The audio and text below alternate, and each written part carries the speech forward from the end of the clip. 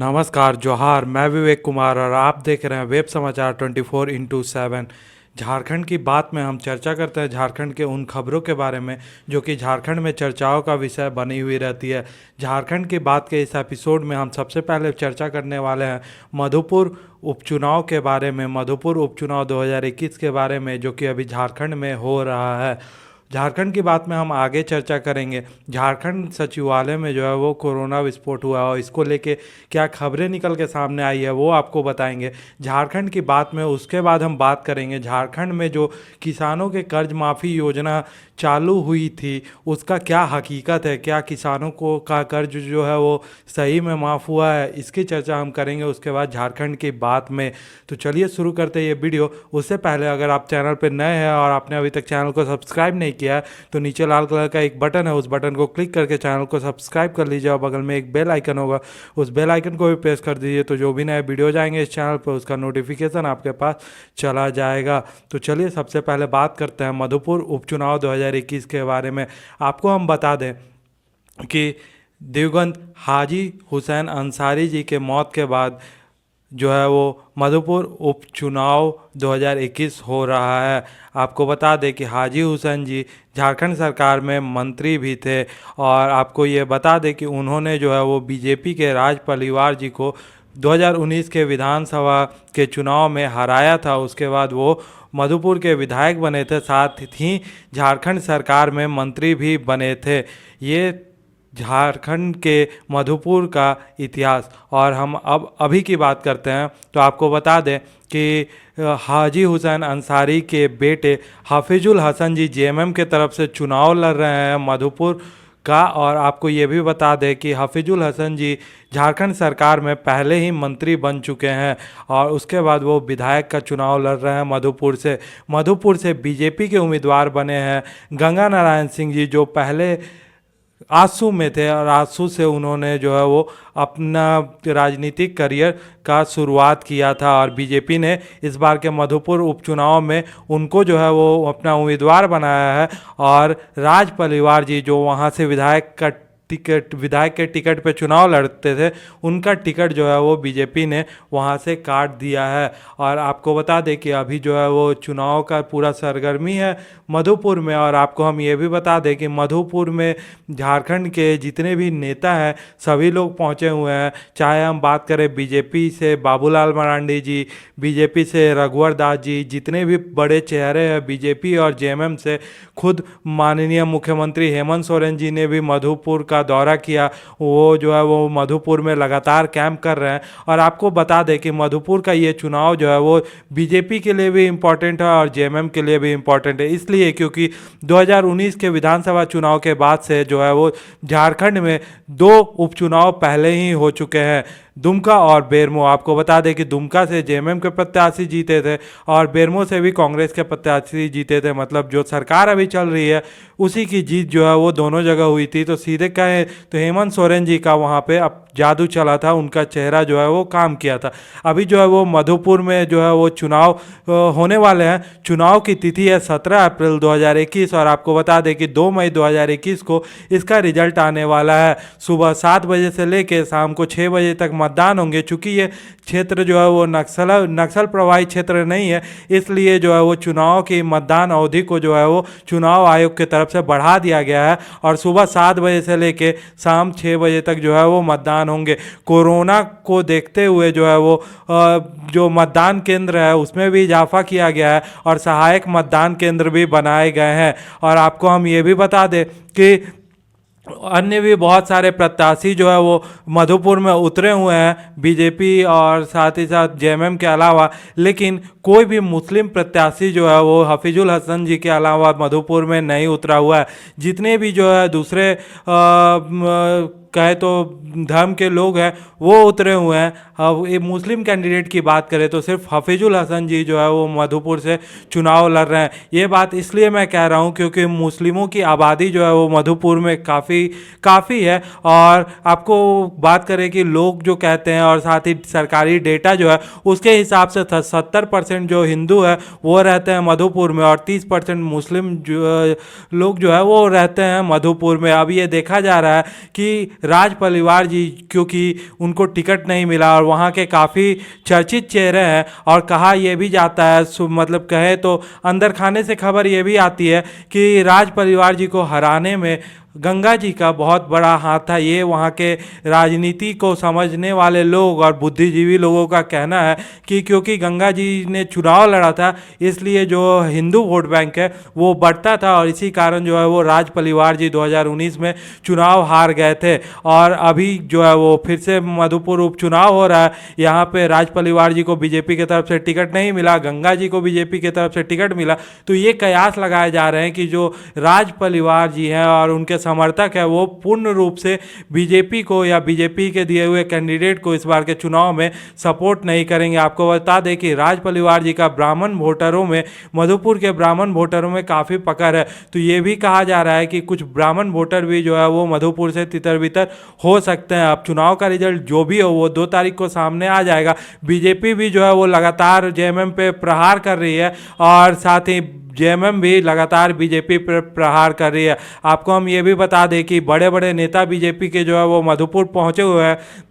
BJP के प्रदेश अध्यक्ष और राज्यसभा सांसद दीपक प्रकाश जी भी मधुपुर पहुंचे हुए हैं। उन्होंने भी बहुत बड़ा बड़ा बयान दिया। उन्होंने ये कहा है कि हेमंत सरकार को अपने काम जो है वो दिखाने चाहिए मधुपुर की जनता को। और साथ ही साथ बाबूलाल मरांडी भी जो है वो गांव-गांव घूम रहे हैं। इधर जितने भी विधायक हैं बीजेपी के वो भी मधुपुर पहुंचे हुए हैं और जेएमएम के भी जितने विधायक हैं, मंत्री हैं, सभी लोग मधुपुर में कैंप कर रहे हैं। इधर हफीजुल हसन जी का बयान है कि लोग जो है वो किसको चुनेंगे, लोग एक मंत्री को चुनेंगे या एक कहे तो विधायक को चुनेंगे। उनका ये कहना है कि एक मंत्री जो है वो अपने क्षेत्र के लिए ज़्यादा विकास कर सकता है बजाय एक विधायक के। इधर गंगा सिंह जी का कहना है कि वो जो है वो मधुपुर में विकास का बयार बहाएंगे। आपको ये भी बता दें कि बयानबाजियों का तो दौर चल रहा है, लेकिन मधुपुर की जो मूलभूत समस्याएं हैं वो लगातार अभी तक बनी हुई है। मधुपुर से जो भी विधायक चुनाव जीतते हैं वो झारखंड सरकार में मंत्री जरूर बनते हैं, लेकिन जो मूलभूत सुविधाएं हैं मधुपुर में उसका अभाव मधुपुर में बना हुआ है, जैसे बिजली, पानी, सड़क और साथ ही साथ शिक्षा और स्वास्थ्य। ये ऐसी मूलभूत सुविधाएं हैं जो कि एक विधायक का काम होता है इसको बहाल करवाना, लेकिन वहाँ से हर बार मंत्री भी निकल के आते हैं, लेकिन वहाँ पर अभी पानी का भी बहुत बुरा हाल है, बिजली भी जो है वो समय पर नहीं रहती है, अस्पताल का भी बुरा हाल है, सड़क का भी बुरा हाल है, शिक्षा का भी वही हाल है। और साथ ही साथ एक बड़ा मुद्दा जो है वो रोजगार का, वो तो पूरे झारखंड में बना ही हुआ है। अब ये मधुपुर की हमने बात कर ली, एक और मुद्दा जो है वो मधुपुर के लिए बहुत बड़ा मुद्दा है कि मधुपुर को जिला बनाने की भी बात जो है वो बहुत समय से चली आ रही है, लेकिन अभी तक जितने भी मंत्री बने हैं चाहे विधायक बने हैं मधुपुर से, वो अभी तक मधुपुर को एक जिला का दर्जा नहीं दिलवा पाए हैं। तो अब ये देखने वाली बात है कि एक जिला बनने के बाद मधुपुर जो है वो ज़्यादा विकास कर सकता है। तो ये देखने वाली बात है कि अब आगे क्या होता है। जो भी नए लेटेस्ट अपडेट आएंगे मधुपुर को लेके उसको हम आपसे सबसे पहले रूबरू करवाएंगे। अब हम बात करने वाले हैं झारखंड की बात में, झारखंड सरकार के सचिवालय के बारे में। आपको बता दें कि झारखंड सरकार के सचिवालय में जो है वो कोरोना विस्फोट हुआ है, ये सभी को पता है। 125 से ज़्यादा मामले जो है वो कोरोना के वहाँ निकल चुके हैं। शुक्रवार तक 101 से ज़्यादा मामले वहाँ निकले थे, लगभग 101 मामले निकले थे, लेकिन अभी की जो रिपोर्ट आई है उसमें 125 से ज़्यादा मामले जो है वो झारखंड सचिवालय में निकल चुके हैं। और आपको बता दें कि कुल इतने ही लोग जो है वो बीमार भी चल रहे हैं।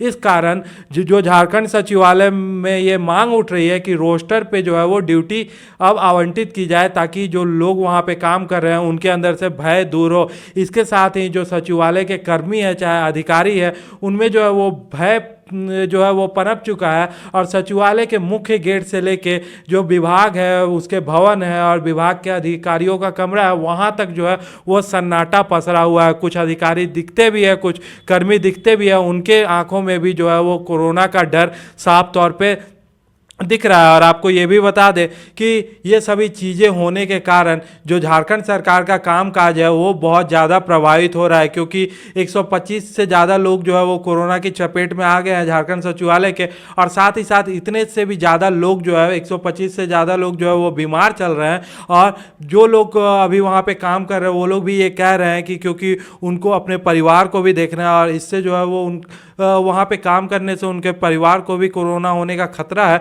तो इसको देखते हुए वो रोस्टर की मांग कर रहे हैं। अब ये सब होने के कारण जो है वो सरकार का काम सीधे तौर पे धीमा होने वाला है, सरकार की योजनाएं जो है वो धीमी होने वाली है, क्योंकि देखा जाए तो जो फाइलें अटकी हुई है या जो फाइलें हैं वो अब बहुत धीमी गति से आगे बढ़ेगी, क्योंकि ऐसे ही सचिवालय में कर्मियों की कमी है।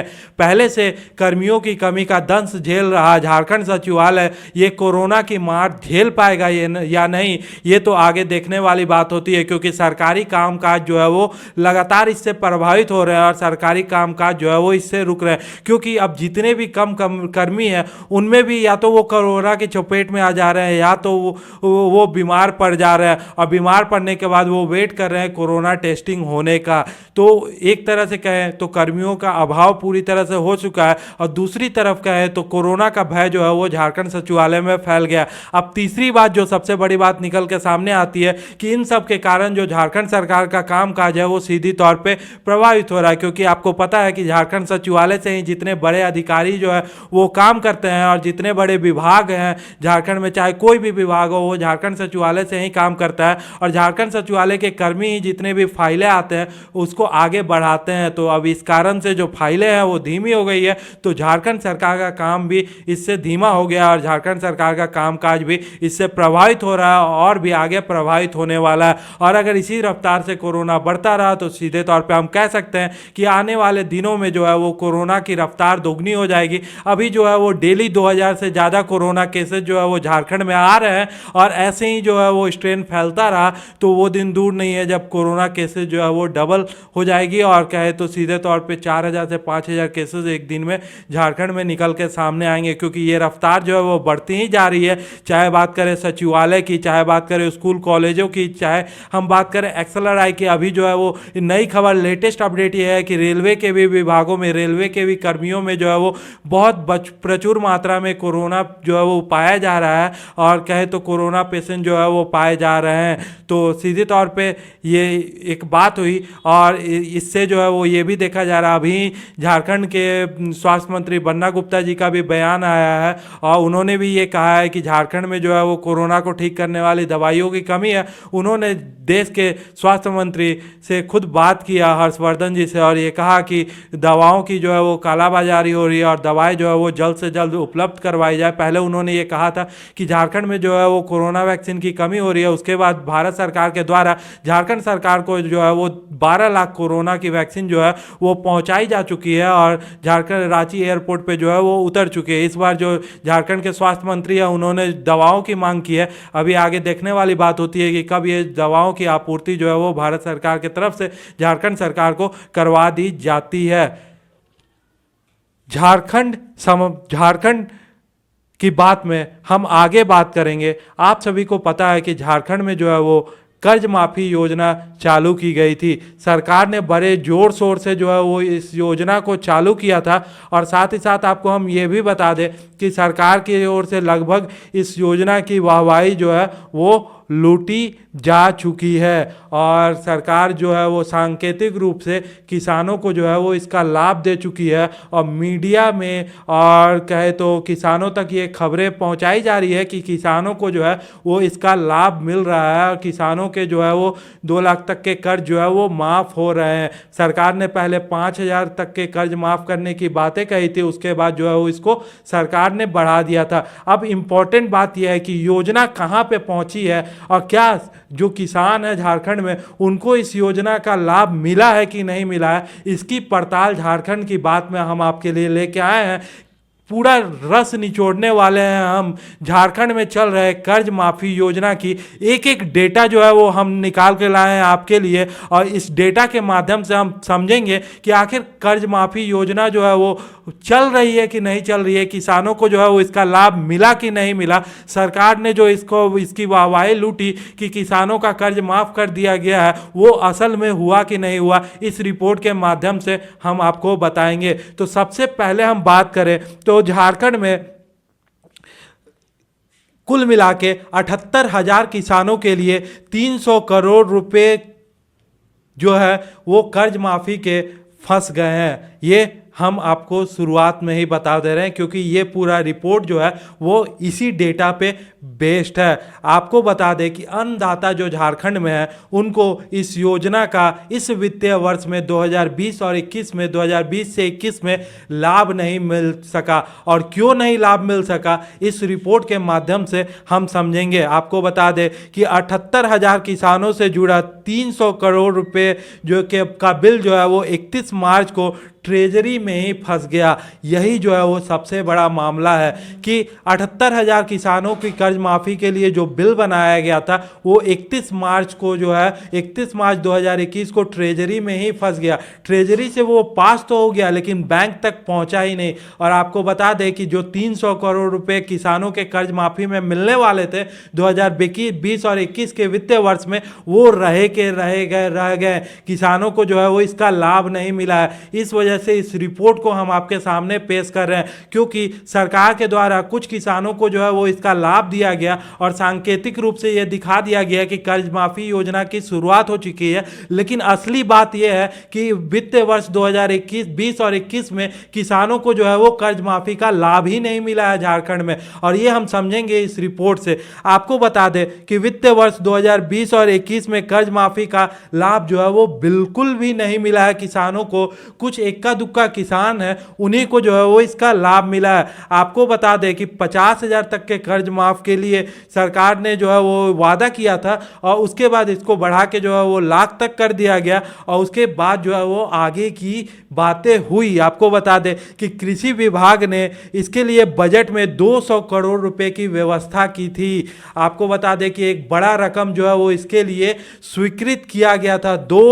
2000 करोड़ रुपए जो है वो इस योजना के लिए किसानों के कर्ज माफ के लिए स्वीकृत किया गया था। लेकिन असल में क्या हुआ वो मैं आपको बताता हूं। सरकार ने बैंकों से ब्यौरा मांगा। सबसे पहले जिन किसानों का कर्ज माफ करना है, बैंकों ने कुल मिलाकर 12,93,000 किसानों के जो है वो लोन अकाउंट सरकार को इसका ब्यौरा जो है वो उपलब्ध करवाया। मतलब सीधे तौर पे हम कहें तो बैंकों ने 12,93,000 लोन अकाउंट के बारे में, जो कि कृषि लोन अकाउंट है, उसके बारे में सरकार को जानकारी दे दी जिनका कर्ज माफी होने वाला था। अब हम आगे आपको बताते हैं कि आगे क्या हुआ।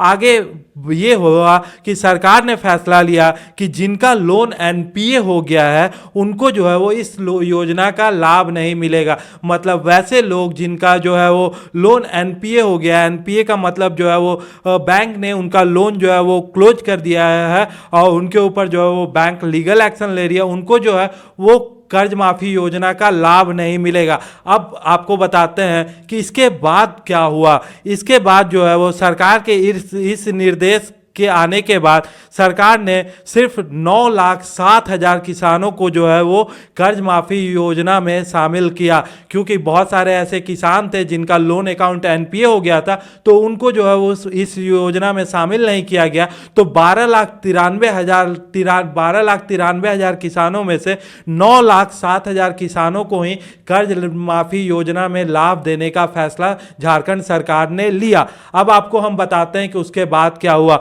उसके बाद जो है वो बैंकों ने सभी किसानों का डिजिटल ब्यौरा जो है वो सरकार को उपलब्ध नहीं करवाया। आपको ये बता दें कि ये एक बड़ी बात हुई, क्योंकि इन 9,07,000 किसानों का डिजिटल ब्यौरा उपलब्ध करवाने के लिए झारखंड सरकार ने बैंक को कहा था। बैंक ने इतना डिजिटल ब्यौरा जो है वो नहीं उपलब्ध करवाया, इतनी लोन अकाउंट की डिजिटल जानकारी जो है वो नहीं उपलब्ध करवाई सरकार को।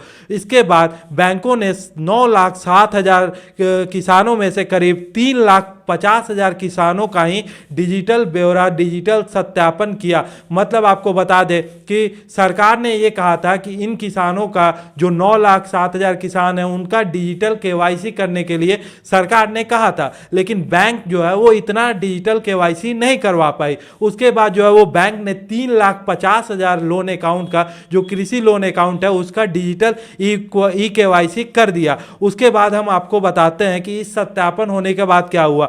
ई केवाईसी का काम पूरा ना होने के वजह से सरकार ने सांकेतिक तौर पर जो है वो कर्ज माफी कर दी। मतलब सरकार ने जो है, क्योंकि सभी लोगों को जो है वो इसका लाभ नहीं मिल पाया, क्योंकि जो डिजिटल ई केवाईसी नहीं हुआ, तो सरकार ने सांकेतिक तौर पे जो है वो इसका लाभ किसानों को दे दिया। मतलब सीधे तौर पे कहें तो दिखाने के लिए इस योजना का आरंभ कर दिया गया। उसके बाद हम आपको बताते हैं कि जो इन 3,50,000 किसानों को इस वित्तीय वर्ष में कर्ज माफी का लाभ मिलने वाला था, उसके लिए बिल बनाकर 31 मार्च को जो है वो भेजा गया झारखंड सरकार के द्वारा ट्रेजरी में। और आपको बता दें कि ट्रेजरी से ये बिल पास भी हो गया 31 मार्च को, लेकिन ये बिल जो है वो बैंक तक पहुंचा ही नहीं। यही हुई सबसे बड़ी बात। सबसे बड़ी बात तो ये है कि झारखंड सरकार जो है वो सबसे इंपॉर्टेंट बिल जो है वो आखिरी दिन ही क्यों भेजती है ट्रेजरी में,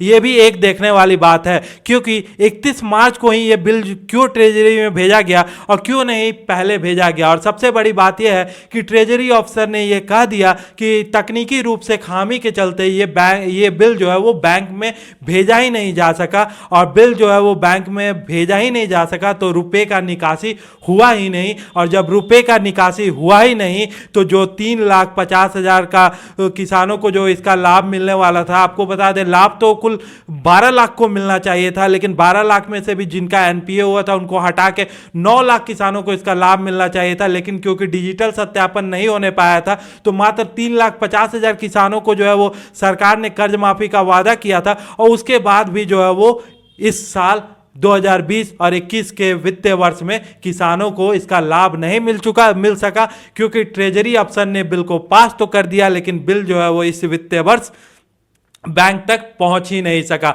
अब जो है वो आने वाले वित्तीय वर्ष में जितने भी किसान करदाता है उनको इसका लाभ मिलेगा और वो उनका कर्ज माफ होगा। अब ये बड़ा सवाल ये उठता है कि 31 मार्च को ही बिल क्यों भेजे गए। अब ये बड़ा सवाल उठता है कि माननीय मुख्यमंत्री महोदय ने जब झारखंड में 25% स्थानीय लोगों को रोजगार देने की बात की, तो उस समय झारखंड विधानसभा के सत्र के आखिरी दिन ही माननीय मुख्यमंत्री हेमंत सोरेन जी ने जो है वो ये बिल क्यों रखा विधानसभा में। अगर माननीय मुख्यमंत्री हेमंत सोरेन जी ये बिल पहले रखते विधानसभा में और उस बिल में खामियां मिलती तो उस बिल को सुधार के फिर से विधानसभा के पटल पे पेश कर दिया जा सकता था। लेकिन क्योंकि आखिरी दिन बिल रखा गया और बिल जो है वो पास नहीं हुआ, उसके बाद से जो 25% युवाओं को जो है वो झारखंड में प्राइवेट नौकरियों में स्थानीय लोगों को आरक्षण मिलने वाला था, वो बिल ही झारखंड विधानसभा में पास नहीं हो पाया